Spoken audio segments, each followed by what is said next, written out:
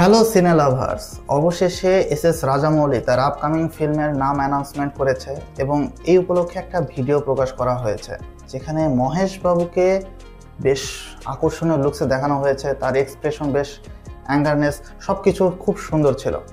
তো চলুন তাহলে ভিডিওর ভিতরে আমাদেরকে কি দেখিয়েছে সেই সম্পর্কে আজকে আলোচনা করা যাক। আমরা সকলেই জানি যে এখানে মেন ক্যারেক্টার হিসেবে মহেশ বাবু রয়েছে, তার বিপরীতে রয়েছে প্রিয়াঙ্কা চোপড়া। অনেকদিন পরে ভারতীয় কোনো মুভিতে তাকে দেখা যাবে। আর এখানে নেগেটিভ ক্যারেক্টার হিসেবে প্লে করছে পৃথ্বীরাজ, তার নাম রাখা হয়েছে কুম্ভা। এখন রুদ্রা অর্থাৎ মহেশবাবু এবং মান্দাকিনী প্রিয়াঙ্কা চোপড়া, তাদের লাভ স্টোরির মধ্যে কুম্ভার কী ধরনের ভিলেনাস ক্যারেক্টার আমরা দেখব সেটা এই ভিডিওতে দেখানো হয়নি। তবে অবশ্যই এই ফিল্মটি আমরা যেরকম ভেবেছিলাম সেটার থেকে অনেকটাই নেক্সট লেভেলের হতে চলেছে। তো এস রাজামৌলি প্ল্যান করেই আসলে এই ধরনের একটা ফিল্ম তৈরি করেছে। শুরুতে আমরা ভেবেছিলাম যে জাঙ্গল অ্যাডভেঞ্চার মুভি হবে, আফ্রিকান জঙ্গলে আমরা হয়তোবা কোনো একটা নতুন মুভি দেখতে চলেছি। বাট এখানের কনসেপ্টটা যেটা দেখলাম, মানে ভিডিওতে দেখানো হয়েছে যে বিভিন্ন স্পটে, সেটা আফ্রিকা হোক বা শ্রীলঙ্কার রামায়ণের যখন যুদ্ধ হয়েছিল সেই সময়কার, বা মান্দাকিনী ঘাট, অথবা অ্যান্টার্কটিকাতে, অথবা একটি গুহার ভিতরে দেখানো হয়েছে। যাই হোক, আমার নামটা মনে নেই। প্রত্যেকটা জায়গায় রুদ্রার যে অবস্থান রয়েছে, রুদ্রার যে উপস্থিতি রয়েছে, এই ভিডিওতে সেটা দেখানো হয়েছে। আসলে এই ভিডিওটি তারা যেরকমভাবে ক্রিয়েট করেছে, আমরা সকলেই হয়তোবা মানে একটু হলেও অবাক হব যে এখানে ভিএফএক্সের কাজটা আসলে ইন্টারন্যাশনাল লেভেলে রাখার চেষ্টা করা হয়েছে। আর এই ভিডিওর প্রত্যেকটা সিন সিনারি প্রায় 20 থেকে 30 ঘন্টা ধরে রেন্ডারিং করা হয়েছে। অর্থাৎ এখানে ভিএফএক্সের এমনই চাপ ছিল, মানে কি বলবো, এখানে এডিটিংয়ের যে বিষয়টা সেটাও আসলে ভালো ছিল। তো দেখে আমরা অনেক কিছুই বুঝতে পারছি না, বাট একটু যদি জুম করে দেখা হয় বা একটু ডিটেলস নিয়ে দেখা হয় তাহলে এখানে অনেক কিছু লুকায়িত রয়েছে। প্রত্যেকটি স্পটে হয়তোবা সেটা টাইম ট্রাভেল হতে পারে অথবা পুনর্জন্মের গল্প হতে পারে। বাট এই জায়গায় কি ধরনের গল্প এস রাজামৌলি আমাদেরকে দেখাবে, দর্শকদেরকে কি ধরনের গল্প সে উপহার দিতে চলেছে, সেটা সে লুকিয়ে রেখেছে।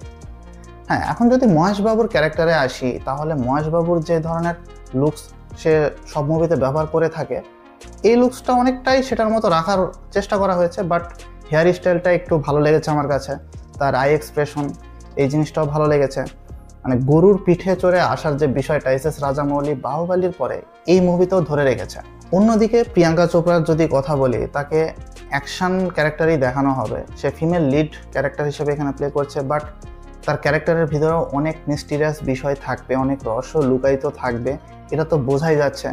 তো এখন আসলে ভিলেনের সাথে কি নিয়ে যুদ্ধ, আসলে ভিলেন কি চায়, টাইম ট্রাভেলের সেই মেশিনটা চায় নাকি প্রত্যেক জন্মে সে শত্রু হয়ে জন্ম নিয়েছে? আমরা কুম্ভাকে দেখতে পাচ্ছি সে একজন প্রতিবন্ধী, তাকে একটি হুইল চেয়ারে বসানো হয়েছে।